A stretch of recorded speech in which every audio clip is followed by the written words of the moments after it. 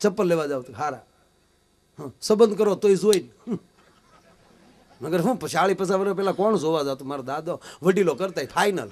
એ તો ઘરે આવીને ઘૂંઘટ ખોલ્યા ત્યારે ખબર પડી કે આ આપણા ભાઈ ગુલો રાણી બાદશાહ જે હોય એ બધી.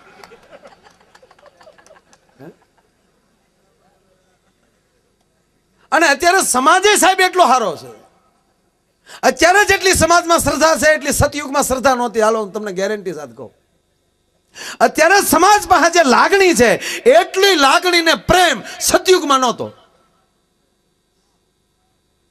અને ભગવાન જ્યારે જ્યારે અવતાર લીધો ત્યારે સમાજ બગડ્યો હશે, ત્યારે જ ભગવાન આવ્યો હશે. અત્યારે ભગવાનને અવતાર લેવાની જરૂર નથી, આવા સંતો છે. આ ચોખ્ખી વાત કરું તમને. તમારો ભાગ્યો વાડીએ ટનાટન હોય તો તમારે ક્યાં વાડીએ ધક્કો ખાવાની જરૂર રહેતી નથી. મારા ઘરે ધક્કો શું કામ ખાવો પડે કે એમાં કાંઈ હોય નહીં? તો એમ ભગવાને ક્યારે આવે? સમાજમાં કાંઈ હોય નહીં તારે જન્મ લેવા આવે.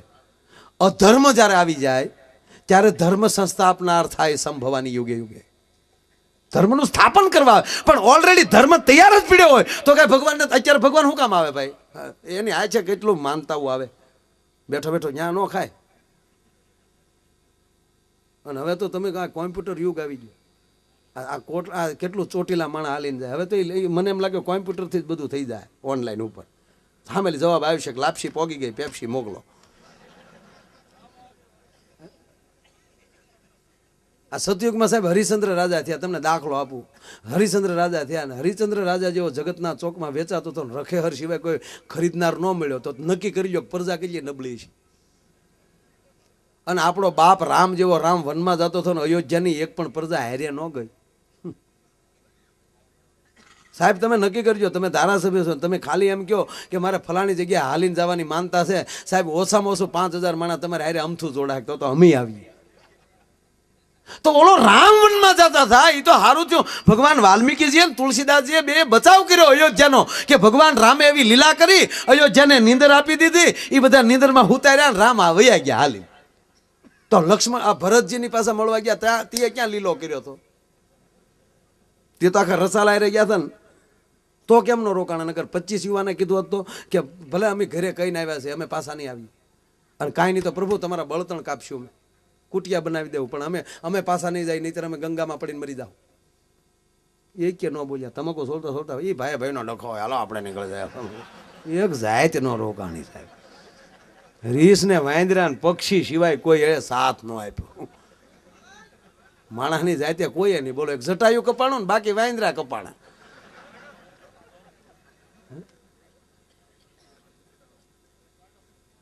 એ ત્રેતાયુગની વાત થઈ. અને તમને દ્વાપર યુગમાં ભગવાન કૃષ્ણ પોતે આવ્યા તો 100 ખરાબ ને 5 જ હારા. 100 ખરાબ અને 5 જ હારા. અત્યારે સાહેબ 1000 માલી માંડ કદાચ કોઈ એવા 5 અધકચરા નીકળે, બાકી ન પણ નીકળે. એમ કહીએ કે અત્યારે તમામ પાસે ધાર્મિકતા છે પોતપોતાની. અત્યારે સમય સારો છે લેર કરવા જેવો. અને વળી સરકારે બધે હારી છે. મોદી સાહેબ ને બધા હમણાં કેવું આ બધા સકાયું વારા સાહેબુ છે. ઓલો એનું સૂત્ર છે ને, ખાતો નથી ને ખાવા દેતો નથી. હમણાં આપણે 2-3 મિત્રો છે ને આપણે મંત્રીમાં, મને કે મારે ખાતા નથી ને ખાવા દેતા એવું નથી, હુતાય નથી ને હુવા દેતાય નથી. ઘણા ધારાસભ્યો પાણી મૂક્યું કે આવતી ટ્રેનમાં ઊભું જ નથી, તોડવી નાખ્યા એને. તમે એક ભાષણ સાંભળો, અત્યારે માણસો એને સાંભળ, નકર નેતાને કોણ સાંભળવા જાય કયો? પણ એને સાંભળવા બધા ગુજરાતના. જો અત્યારે બાપુ અહીંયા આવ્યા હોય, અહીંયા તો શું બોલે? માં ભગવતી બુઢ ભવાનીના સાનિધ્યમાં આવ્યો છું બેનો ભાઈઓ.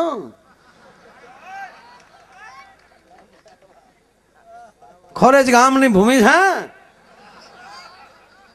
તમારી પાસે મત લેવા માટે નથી આવ્યો બેના ભાઈઓ. આ ધરતીની ધૂળને મસ્તક માટે ચડાવવા માટે આવ્યો છું બેના ભાઈઓ. 6.5 કરોડ જનતાનો વિશ્વાસ છો બેનો ભાઈઓ. ગુજરાતને ભારતના નકશામાં નહીં બેનો ભાઈઓ, વિશ્વના નકશામાં મારે ચમકાવવું છે. પણ તમારા બધાના સપોર્ટને હિસાબે બેનો ભાઈઓ. જો તો ખરા.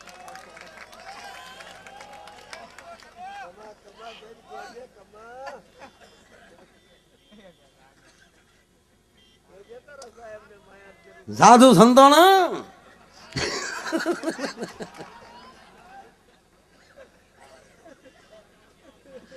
કહેવાનો અર્થ કે એ બધું રેડી છે. દિલ્હીમાં સારું છે, આપણે કઈ વાંધો નથી. દિલ્હીમાં સારું. હમણાં એક સરદારજી આવ્યા હતા અમારા ગીરમાં ફરવા, બાબુ સાસણ ફરવા આવ્યા સરદારજી, તે સિંહે ઉપાડી લીધા. હાવ નગર સિંહ કોઈથી માણસ ન મારે, પણ સિંહ કોને ખબર, ટીવીમાં જોઈ ગયો કે મારો રામ જાણે. સિંહ કોઈથી માણસ મારે નહીં, મારે ઝપટ કરી લે, કારણ કે કોઈ સાળો કર્યો હોય તો. સિંહ આખે આખો માણસને ખાઈ ગયો એવો કોઈ દાખલો નથી. મારી નાખે ઝપટ આવી પાડીને દે એમ. અને સિંહનો મને અનુભવ છે. તમે અંધારામાં હાલ્યા જતા હો, સિંહ બેઠો હોય તો એ સાહેબ પહેલાં તો એ બેઠો છે એનું સિંહ આપે, હુકે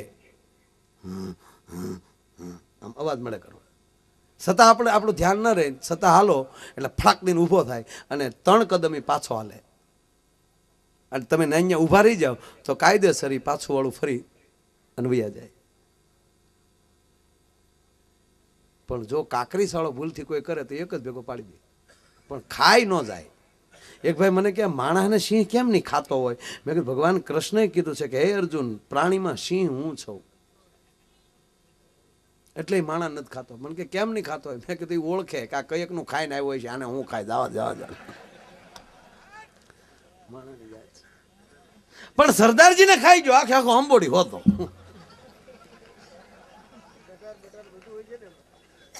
કડવું, કટાર, કાંક્ષી ત્રણેય વસ્તુ હોય ગયા હારો હારે જ બધું. અને બધા સિંહ ભેગા છે ને ઘગલાવ્યો ઓલા સિંહને.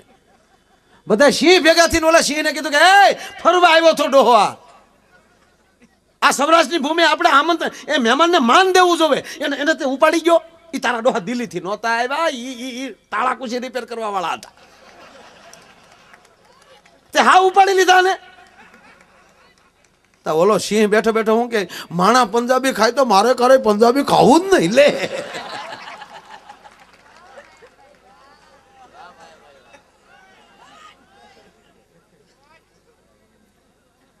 કહેવાનો અર્થ આ વર્તમાન યુગ સારો છે.